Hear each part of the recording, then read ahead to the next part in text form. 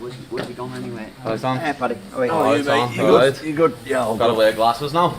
Yeah, mate, I'm dizzy, how's your prep going? Going alright? Yeah, flat, everything's going great at the minute, lad. What day is it? 23rd? 24th, the fight. It's going to go on the 13th. So we're there for... Yeah, mate, that's it. Vegas, isn't it? It's the best Yeah, option, you've got definitely. to get there more than a week before. Oh, 100%. We thought we were going to be chatting to you about you being messed about, like the John Jones stuff to begin with. It was going on for ages. Yeah, it was taking the piss, lad. But What is your mindset when you're going up to prepare against someone who you have so much respect for, so much admiration for, someone who's, you were saying at the press conference, is like a legend of the sport? What is it like knowing you're going in to face someone like Justin Gaethje? yeah, well, this is what you've always wanted to do. You've always wanted, coming up through your career, you want to fight these people that you've always looked up to, and it's sad to say that I think I'm going to retire them. You know what I mean?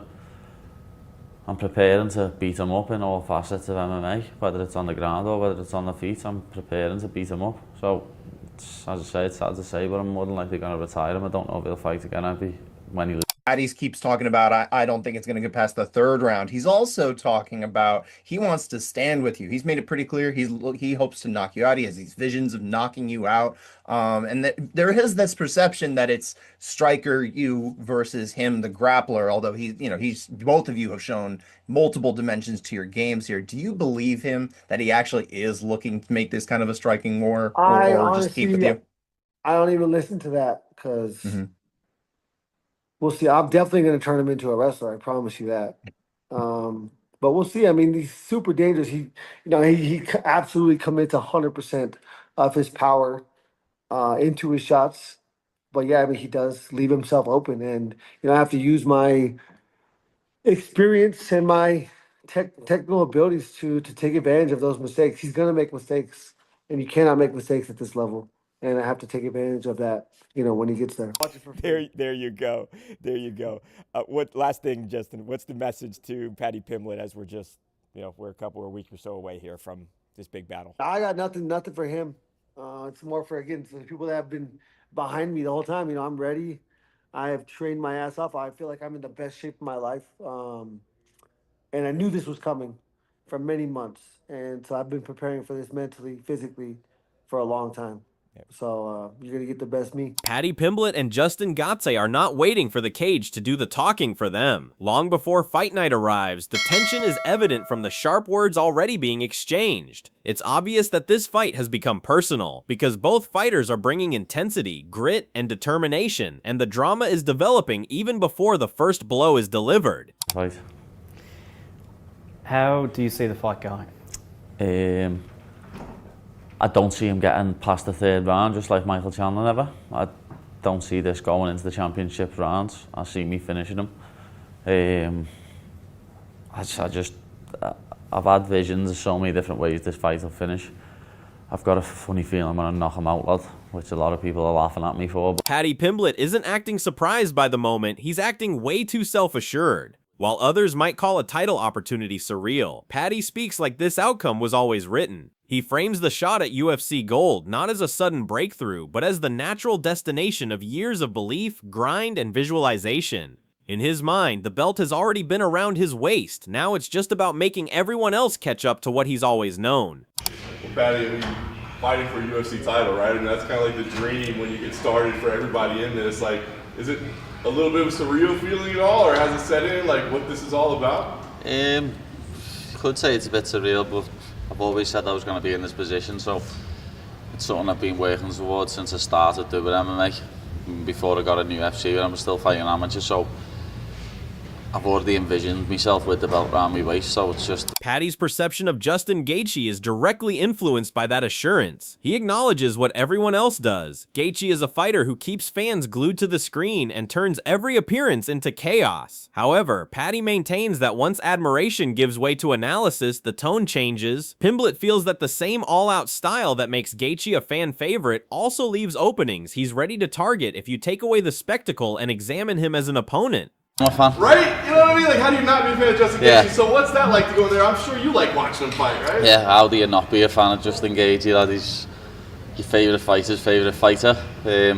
Everyone loves watching Justin Gaethje fight, but every one of his fights are entertaining and he puts himself in a war, but when you watch him as a fan, it's unbelievable. But then when you break him down to watch him as an opponent, you see a lot of holes in his game, and I'm on it. And Paddy is not being dismissed by Justin Gaethje as mere hype or a crowd pleaser. He admits that the sport can be unpredictable, particularly when dealing with someone as unconventional and awkward as Paddy. Gaethje presents the matchup as a genuine challenge to overcome, complete with an odd rhythm, strange movement, and a style that defies simple solutions. He is aware that before the fight really takes shape, it will be crucial to read the chaos, decipher the patterns, and make last-minute adjustments.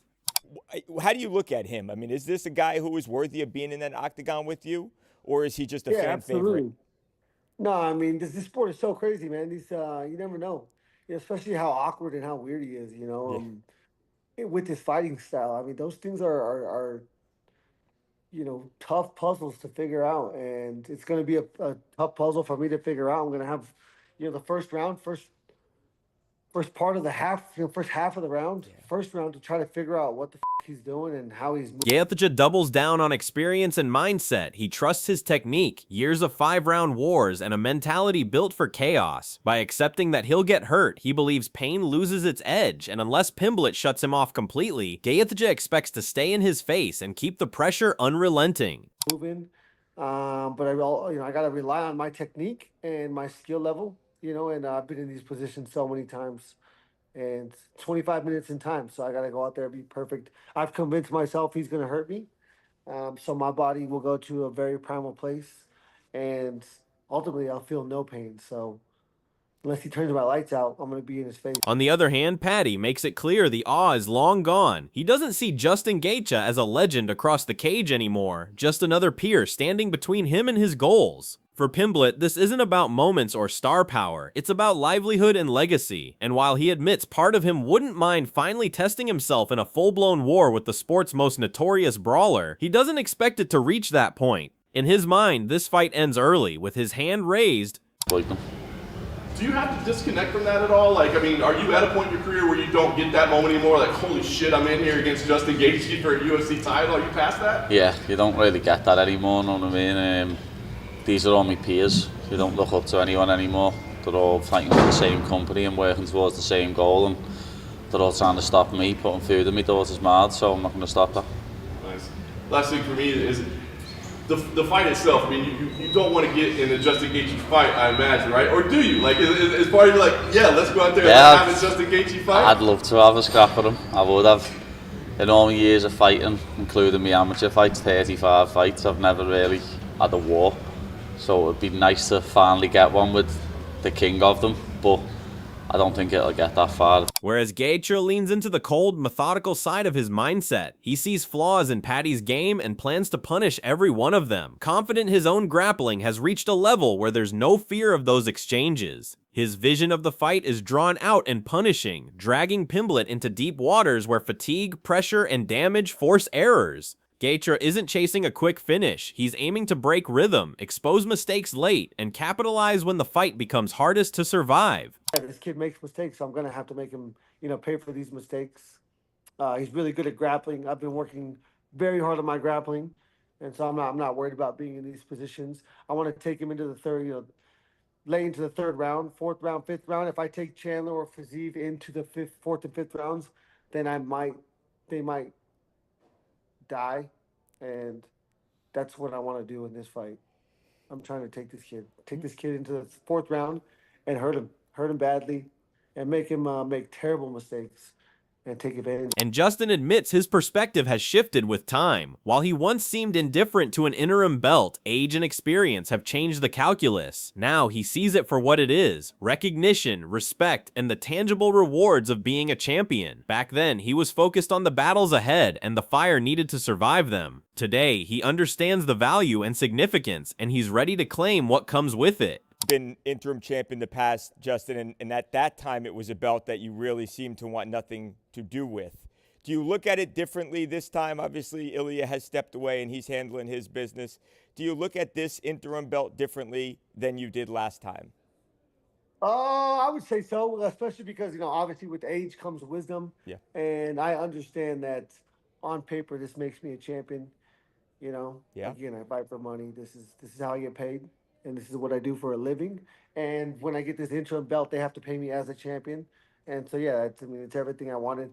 At the time, it wasn't about not appreciating the belt. It was the fact that I had to fight Khabib after the fact, and I needed all the fire that I could to try to get through that. So I mean, that was a different world. On the other side of things, Pimblett admits the wild, reckless Gaiak is the most entertaining to watch, but he's focused on the fight, not the spectacle. While Gaiak's wrestling and scrambling get praise, Paddy insists his own grappling is often underestimated. Still, he says the plan isn't to lean on takedowns. His goal is to keep it standing and go for the finish, making Gaiak pay for every mistake. What do you think is the best version of Gaethje? Is it the one that's kind of shown up more recently, a bit more composed, kind of tries to jag his way in, or is it the old one who just went a little bit mental and threw leg kicks against everything and just went crazy? To watch, it's definitely the old one, and I don't know. You'd have to ask him that. That's a question for him. I remember when he fought Khabib, there was this question of the wrestling, like his wrestling was very good and underrated, but then when it got to the actual grappling stage of things, he was clearly outmatched in that fight. Do you think it's similar where, like, okay, he might be able to stall some of your takedowns, but once you get him down, the levels are just different? Yeah, once we're down, he's not getting back up. I know he's a very good scrambler, he's got very good wrestling, but people underestimate my wrestling and underestimate my scrambling, and people think I can't wrestle, which makes me laugh. No one thought I was going to take Michael Chandler down and I dropped him on his head. So we'll just see. We'll see what happens. I'm not even planning on taking him down. I want to knock him out. Paddy lays it out straight. This fight is about striking, not grappling. He acknowledges the common grappler versus striker label but dismisses it, insisting the real gap is in skill, not style. Fans expect fireworks, and he plans to deliver, showing the difference between a pure striker with boxing and leg kicks and a full-fledged MMA striker, which, in his eyes, is exactly what he is. And yes, with Gaethje in front of him, he's fully prepared for the kind of violent, high-stakes war the crowd can't look away from. With you two, what's the style that will make the fans want to watch this one more than anything else? Well, I'm going to come out and strike with him. I know people are calling it a grappler versus striker fight, but it's not. There is a very big golfing class difference when it comes to the grappling and the striking, but there's not much of a golfing class difference when it comes to striking. Everyone thinks that he's just going to pick me apart on the feet and he's going to be better on the feet, and I'm going to show everyone the difference between a striker with boxing and leg kicks and an MMA striker, because that's what I am. You kind of anticipate kind of a violent fight? Yeah, you're fighting Justin Gaethje. You've got to anticipate a violent fight. He cuts through the politics with his usual blunt honesty. He sees the matchup as a product of timing rather than favors or appeasement. While some critics question who deserves a title shot, he points to his own results and Gaethje's legendary status, framing the fight as the natural clash of two top-tier fighters, regardless of the noise outside the cage. And for him, it's all about proving who truly belongs at the top when the cage door closes. Just two quick ones from me. Before this fight got made, Justin had kind of given the UFC an ultimatum, it sounded like he was, if he didn't get a title shot, he was going to retire. Do you feel that they kind of appeased him with that, or do you think it's just with the way everything worked out with Ilya? Do you think he's deserving for this title shot? I think it's just the way it panned out, because obviously Ilya's sat out, Arman's a little bitch, they don't really want to give it to him, and then Max and Charles were fighting each other for the BMF belt, so it all just worked out that it was me and Gaethje left. Everyone's saying I don't deserve a title shot, he doesn't deserve a title shot, but I've got the longest win streak in the division, and Justin Gaethje's a perennial contender, he's an absolute legend. So I think they thought it was the right fight to make at the time. You know, we're not running around punching fans, walking out and headbutting fighters at weigh-ins, so you can understand why we're getting it and some certain dickheads. Pimblett sounds fully aware that winning won't silence the critics. He expects the narrative to shift the moment his hand is raised from doubts about his striking to claims that Gaethje is past his prime. And even if he beats the next big name, he believes the excuses will keep coming. For Paddy, the goalposts are always moving, so the fight isn't about validation anymore. It's about stacking wins and letting the results speak louder than the noise. You win this fight, do you think the doubts finally stop, or do you think the doubts still No, remain? the goalposts get moved again. Now, before this fight, he's going to get knocked out. I can't strike with him. I won't have to take him down straight away. As soon as I win, it's going to be Gaethje's old, Gaethje's past it. So I need to fight someone like Ilya or Arman for people to actually believe. But then I'll fight Ilya, I'll beat Ilya, and it'll be, oh, he was too small, he's a featherweight, he's not a lightweight. You know what I mean? So no matter what I do, it always gets spun. So the goalposts will get moved like they always do. However, Justin makes it clear the tension isn't personal, it's professional and deeply primal. He says there's no real hatred toward Paddy, just the reality that they're both chasing the same thing. For Gaethje, this fight is about protection as much as ambition, defending everything he sacrificed years to build. He's mentally framed Pimblett as a threat coming to take what's his, using that mindset to fuel every day of preparation. Being American, you know, obviously I would love the opportunity to represent my country on that card. Yeah, how cool would that be for you personally, Justin, to literally be fighting on the lawn of the freaking White House? Yeah, I mean, it would be spectacular, you know, coming from such a small place in this country, getting to represent this country. It's huge for me, you know, it's a big part of, you know, representing my family, my, you know, the state that I come from, my high school. You know, we all loved wearing our mascot, you know, on our, you know, on our chest for our high school or our college. And now I get to represent a country. And so that would be huge for me. You know, some guys said, you know, I'm going to retire at this age or it's going to be 40. You're still only 37 years old. First things first. It doesn't sound like you're thinking about retirement at all, though. It sounds like you're still having the time of your life. As soon as I feel like my younger self would beat my ass now, then it's time. But, you know, I'm not there yet. We're not there yet.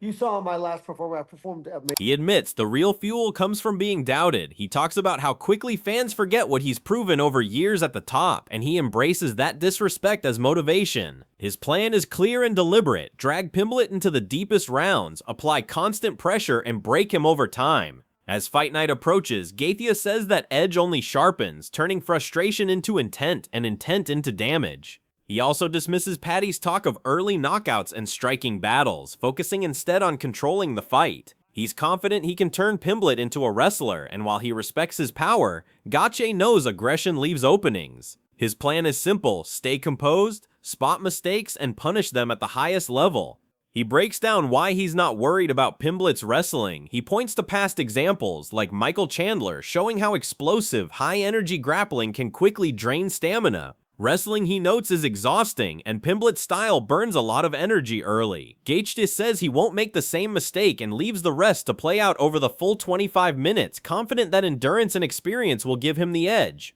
So, what do you think? Who will walk out victorious when the cage door closes? Will Gaethje's relentless pressure and experience dominate, or will Pimblett's grit and unpredictability prove too much to handle? Drop your thoughts in the comments, and don't forget to hit subscribe for all the fight updates and breakdowns.